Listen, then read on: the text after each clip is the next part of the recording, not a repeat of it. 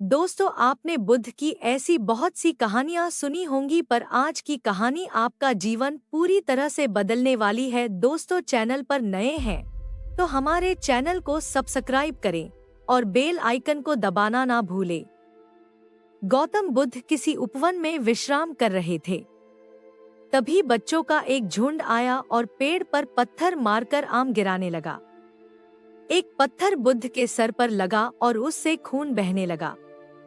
बुद्ध की आंखों में आंसू आ गए। बच्चों ने देखा तो भयभीत हो गए।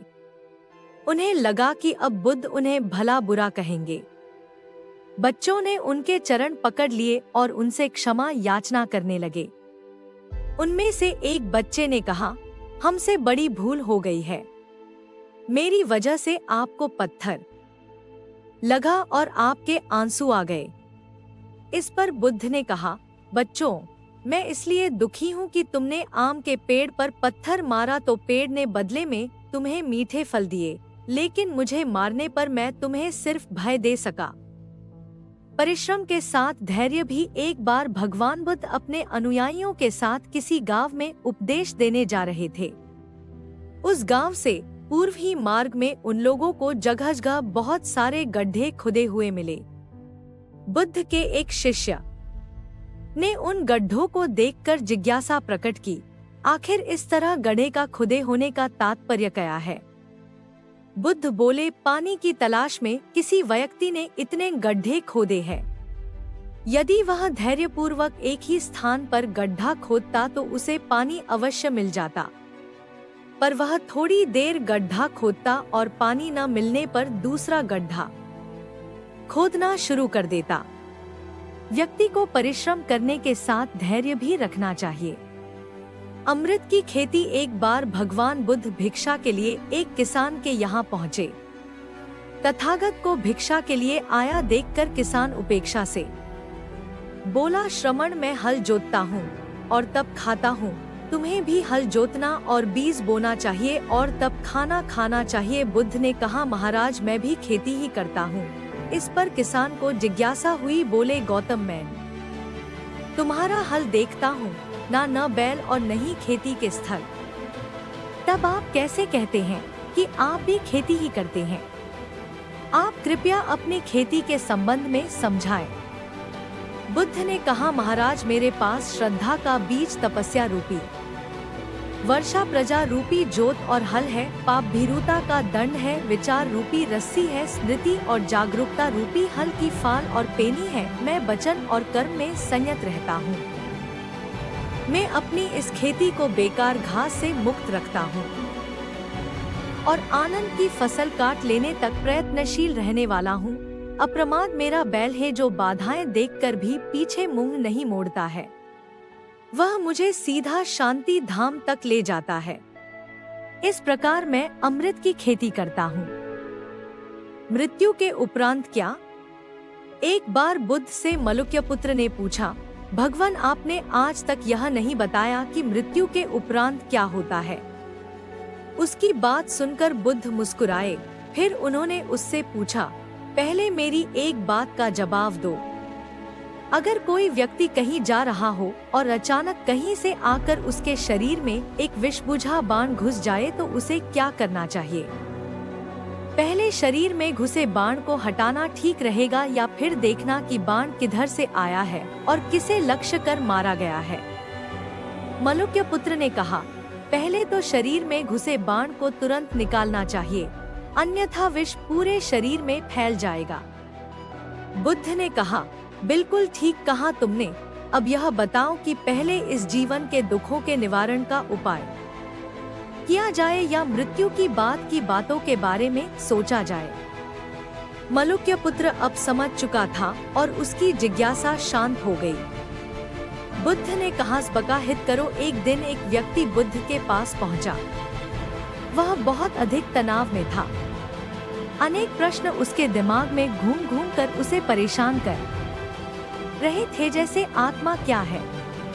आदमी मृत्यु के बाद कहाँ जाता है? सृष्टि का निर्माता कौन है? स्वर्ग नरक की अवधारणा कहाँ तक सच है और ईश्वर है या नहीं? उसे इन प्रश्नों के उत्तर नहीं मिल रहे थे।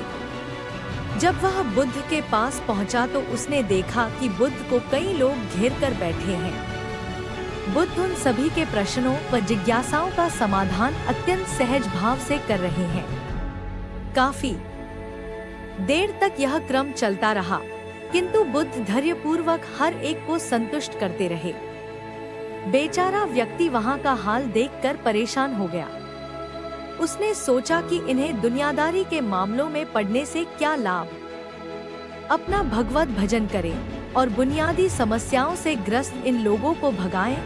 किंतु बुद्ध का व्यवहार देखकर तो ऐसा लग रहा था मानो इन लोगों का दुहक उनका अपना दुहक है।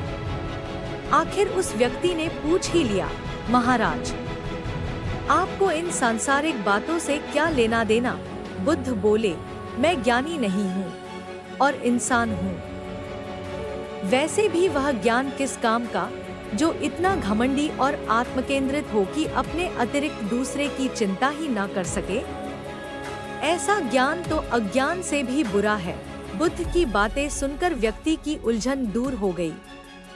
उस दिन से उसकी सोच व आचरण दोनों बदल गए। कथा का सार यह है कि ज्ञान तभी सार्थक होता है जब वह लोक कल्याण में संलग्न हो। बुद्ध ने युवक को सत्संग का महत्व समझाया। महात्मा बुद्ध एक गांव में ठहरे हुए थे। वे प्रतिदिन शाम को वहां पर सत्संग करते थे। भक्तों की भीड़ होती थी, क्योंकि उनके प्रवचनों से जीवन को सही दिशा बोध प्राप्त होता था। बुद्ध की वाणी में गजब का जादू था। उनके शब्द श्रोता के दिल में उतर जाते थे। एक युवक प्रतिदिन बुद्ध का प्रवचन सुनता था। एक दिन जब प्रवचन समाप्त हो गए तो वह बुद्ध के पास गया और बोला, महाराज, मैं काफी दिनों से आपके प्रवचन सुन रहा हूँ, किंतु यहाँ से जाने के बाद मैं अपने गृहस्थ जीवन में वैसा सदाचरण नहीं कर पाता जैसा यहाँ से सुनकर जाता हूँ। इससे सत्संग के महत्व पर शंका भी होने लगती है। बताइए, मैं क्या करूँ? बुद्ध ने युवक को बांस की एक टोकरी देते हुए उसमें पानी भरकर लाने के लिए कहा। युवक टोकरी में जल भरने में असफल रहा। बुद्ध ने यह कार्य निरंतर जारी रखने के लिए कहा। युवक प्रतिदिन टोकरी में जल भरने का प्रयास करता, किंतु सफल नहीं हो पाता। कुछ दिनों बाद बुद्ध ने उससे पूछा, इतने दिनों से टोकरी में लगातार जल डालने से क्या टोकरी में कोई फर्क नजर आया? युवक बोला, एक फर्क जरूर नजर आया है। पहले टोकरी के साथ मिट्टी जमा होती थी, अब वह साफ दिखाई देती है। कोई गंदगी नहीं दिखाई देती है और इसके छेद पहले जितने बड़े नहीं रह गए, वे बहुत छोटे हो गए हैं। तब बुद्ध ने उसे समझाया, यदि इसी तरह उसे पानी में निरंतर डालते रहोगे तो कुछ ही दिनों में ये छेद फूलकर बंद हो जाएंगे और टोकरी में पानी भर पाओगे। इसी प्रकार जो निरंतर सत्संग करते हैं, उनका मन एक दिन अवश्य निर्मल हो जाता है। अवगुणों के छिद्र भरने लगते हैं और गुणों का जल भरने लगता है। युवक ने बुद्ध से अपनी समस्या का समाधान पा लिया। निरंतर सत्संग से दुर्जन भी सज्जन हो जाते हैं, क्योंकि महापुरुषों की पवित्र वाणी उनके मानसिक विकारों को दूर कर उनमें सद्विचारों का आलोक प्रसारित कर देती है। बुद्ध की शिक्षा से मेहनत सफल हुई एक आदमी को बुद्ध ने सुझाव दिया कि दूर से पानी लाते हो, क्यों नहीं अपने घर के पास एक कुआं खोद लेते? हमेशा के लिए पानी की समस्या से छुटकारा मिल जाएगा। सलाह मानकर उस आदमी ने कुआं खोदना शुरू किया, लेकिन 7-8 फीट खोदने के बाद उसे पानी तो क्या, गीली मिट्टी का भी चिन्ह नहीं मिला। उसने वह जगह छोड़कर दूसरी जगह खुदाई शुरू की, लेकिन 10 फीट खोदने के बाद भी उसमें पानी नहीं निकला। उसने फिर तीसरी जगह कुआं खोदना शुरू किया, लेकिन यहाँ भी उसे निराशा ही हाथ लगी। इस क्रम में उसने 8-10 फीट के 10 कुएं खोद डाले, लेकिन पानी कहीं नहीं मिला। वह निराश होकर बुद्ध के पास गया। उसने बुद्ध को बताया कि मैंने 10 कुएं खोद डाले, मगर पानी एक में भी नहीं निकला। बुद्ध को आश्चर्य हुआ। वे स्वयं चलकर उस स्थान पर आए जहां उसने 10 गड्ढे खोदे हुए थे। बुद्ध ने उन गड्ढों की गहराई देखी और सारा माजरा समझ गए। फिर वे बोले, 10 कुएं खोदने की बजाय एक कुएं में ही तुम अपना सारा परिश्रम लगाते तो पानी कब का मिल गया होता। तुम सब गड्ढों को बंद कर दो, केवल एक को गहरा करते जाओ, पानी निकल आएगा। उसने बुद्ध की बात मानकर ऐसा ही किया। परिणामस्वरूप कुआं पूर्ण होते ही पानी निकल आया। सबने भगवान बुद्ध की जय जयकार की। बुद्ध के ज्ञान से सेठ ने पाया सुख। धन्ना सेठ के पास 7 पुश्तों के पालन पोषण जितना धन था। उसका व्यापार चारों तरफ फैला हुआ था, किंतु फिर भी उसका मन अशांत रहता था। कभी धन की सुरक्षा की चिंता, तो कभी व्यापारिक प्रतिस्पर्धा में आगे निकलने का तनाव।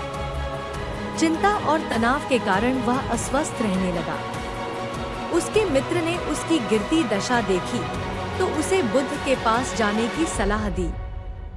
सेठ बुद्ध के पास पहुंचा और अपनी समस्या बताई। बुद्ध ने उसे सांत्वना देते हुए कहा, तुम घबराओ मत, तुम्हारा कष्ट अवश्य दूर होगा। बस तुम यहाँ कुछ दिन रहकर ध्यान किया करो। बुद्ध के कहे अनुसार सेठ ने रोज ध्यान करना शुरू कर दिया, किंतु सेठ का मन ध्यान में नहीं लगा। वह जैसे ही ध्यान करने बैठता, उसका मन फिर अपनी दुनिया में चला जाता। उसने बुद्ध को यह बात बताई, किंतु बुद्ध ने कोई उपाय नहीं बताया। थोड़ी देर बाद जब सेठ बुद्ध के साथ वन में सायंकालीन भ्रमण कर रहा था, तो उसके पैर में एक कांटा चुभ गया। वह दर्द के मारे कराहने लगा। बुद्ध ने कहा, बेहतर होगा कि तुम जी कड़ा कर कांटे को निकाल दो, तब इस दर्द से मुक्ति मिल जाएगी। सेठ ने मन कड़ा कर कांटा निकाल दिया। उसे चैन मिल गया। तब बुद्ध ने उसे समझाया, ऐसे ही लोभ, मोह, क्रोध, घमंड व द्वेष के कांटे तुम्हारे मन में गड़े हैं। जब तक अपने मन की संकल्प शक्ति से उन्हें नहीं निकालोगे, अशांत ही रहोगे। सेठ का अज्ञान बुद्ध के इन शब्दों से दूर हो गया और उसने निर्मल हृदय की राह पकड़ ली। अपनी कुप्रवृत्तियों से मुक्ति के लिए संकल्पबद्धता अनिवार्य है। जब तक व्यक्ति दृढ़ निश्चय न कर ले, वह अपनी गलत आदतों से मुक्त नहीं हो सकता। बुद्ध की शिक्षा से गांव का उद्धार हुआ। एक युवक ने बुद्ध से आकर कहा, मेरा गांव अशिक्षित है। मैं अपने परिवार से झगड़कर थोड़ा बहुत पढ़ पाया हूँ। आगे और पढ़ना चाहता हूँ, किंतु सभी रोक रहे हैं।